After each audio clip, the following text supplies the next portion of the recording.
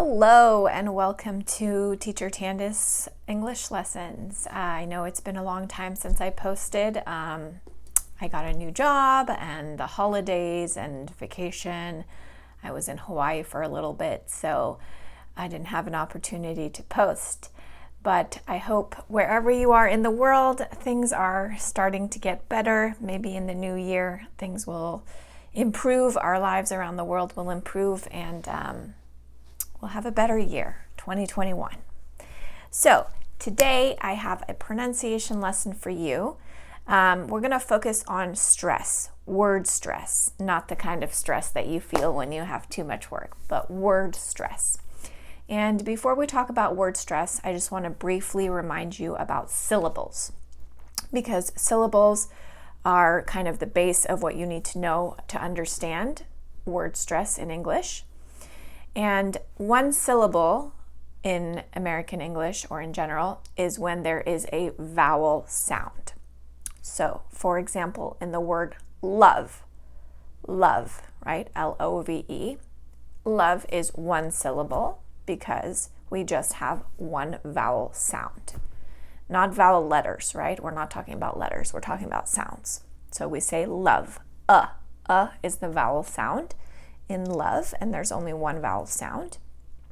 So one syllable. Another way to practice, if you still don't really understand vowel sounds that well, is to put your hand underneath your chin, and every time you say a word with more than one syllable, your chin is going to touch your hand. So let's practice with the word love. Love. So only one time. Let's try another word. Party, okay? The word is party. Party. Okay, so 2 times my chin hit my hand. Party.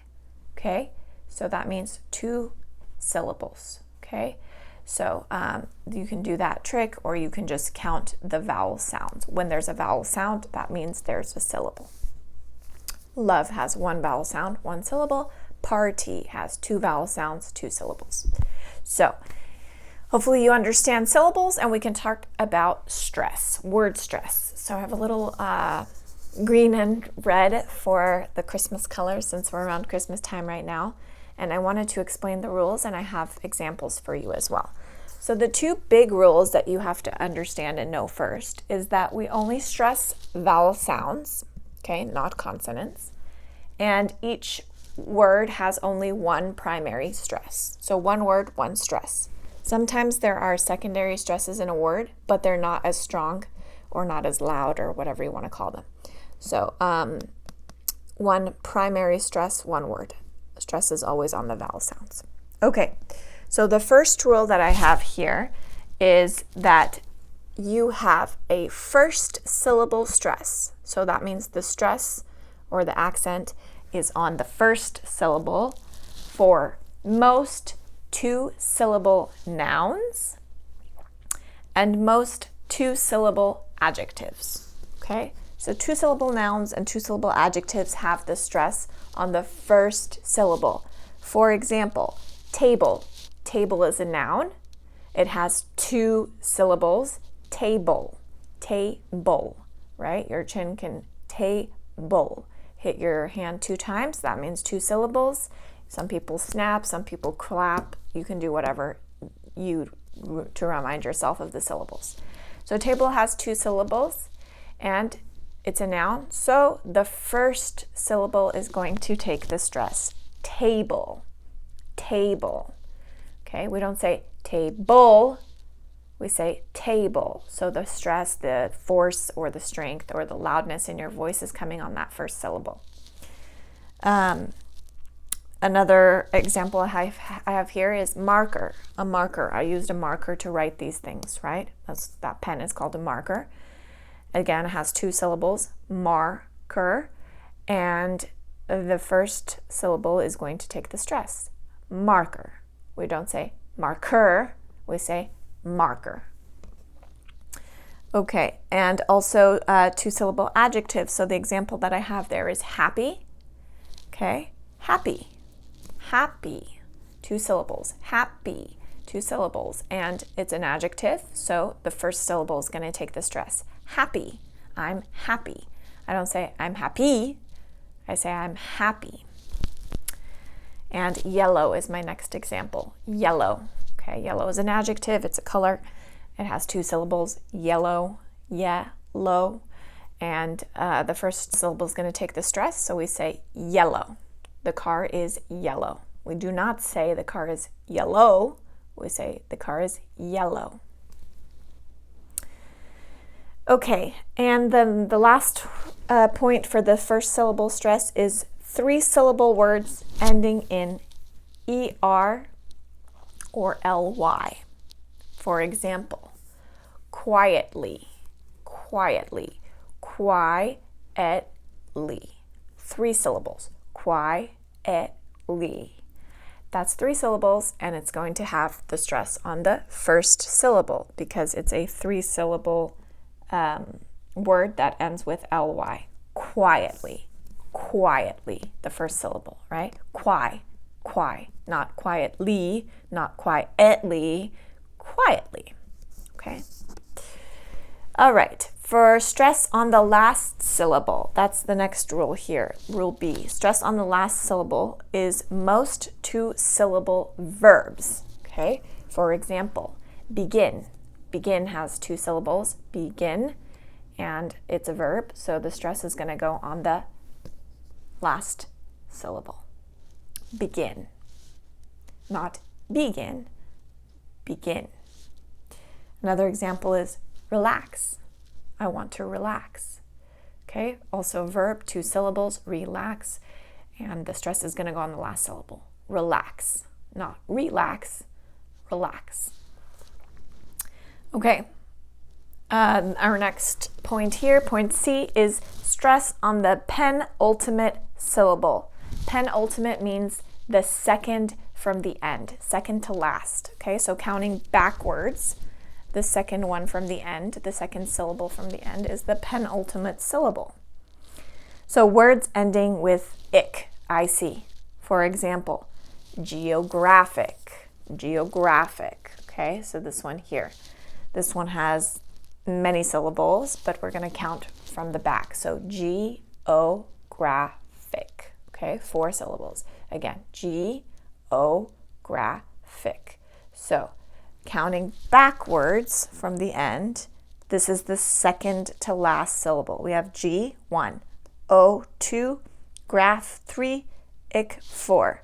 So counting back, 1, 2, that's going to be in the middle. The graph part there, that's where you have the stress. Geographic, geographic, okay? Also with words ending with T-I-O-N or S-I-O-N, like here I have the word revelation, revelation. So revelation. So this syllable is going to be the one that gets the stress. Revelation, because it's the second from the last. Okay. Sometimes we have we don't always agree with the stress. These are general rules. You can see most, it says most of the time. Sometimes with pronunciation, there's variation, especially when it comes to stress. So a word like television. Television has that S-I-O-N ending, but a lot of people put the stress in different parts of that word. Some people say television, some people say television. So some words can vary, but these are general rules that you can apply if you have doubts. Okay, so that was T-I-O-N, S-I-O-N. Then point number D, stress on the anti-penultimate syllable. So anti-penultimate means third from the last, third from the end, counting backwards, 3 before the last syllable. You are going to stress the third from the last syllable in words ending with CY, TY, PHY, and GY. Okay? And also words ending in AL. So I put them separately because these all end in Y and this one doesn't. For example, geology. Geology. Okay? Geology. Geology. So here we have a word that ends with, what did I say? GY. And we're doing penultimate, so we're counting backwards. 1, this is 1, this is 2, this is 3, G-A, G-A-L-G. So 1, 2, 3, G-A. Here you go. That's where the stress goes, geology. For words ending with A-L, I have the example there. Critical, critical. So critical, critical has only 3 syllables. So counting backwards from 3 is the first syllable, critical, okay? 1, 2, 3, so that's the first syllable, critical, okay? So you're always going to go backwards. This is penultimate and anti-penultimate, okay? Then my last point for word stress, my word stress rules here is point E for compound words. Compound words like compound nouns, compound verbs, or adjectives, okay? So compound nouns, you stress the first part, okay? So for example, if you have a word like blackbird, blackbird, you're going to stress the first part of the compound word. A compound word is a word that has more than one word in it, basically.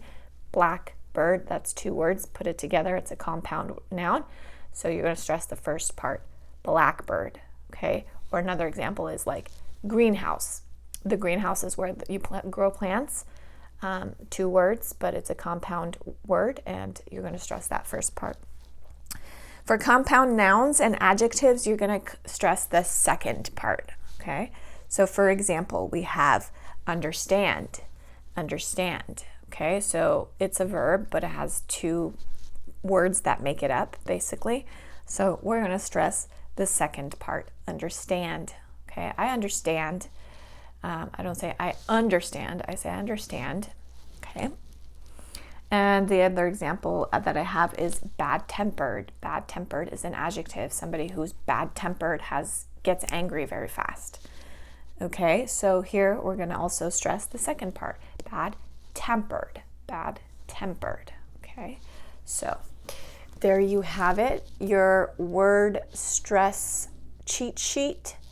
Again, there are always exceptions, small exceptions to these rules, but if you apply these rules most of the time, you're going to be pronouncing those words correctly. All right, thank you so much for listening. Please like, share, comment any information that you are still looking for, that you're still struggling with as far as speaking English. Please let me know. You can check me out here on Instagram, on YouTube, or on my Facebook page. Until next time.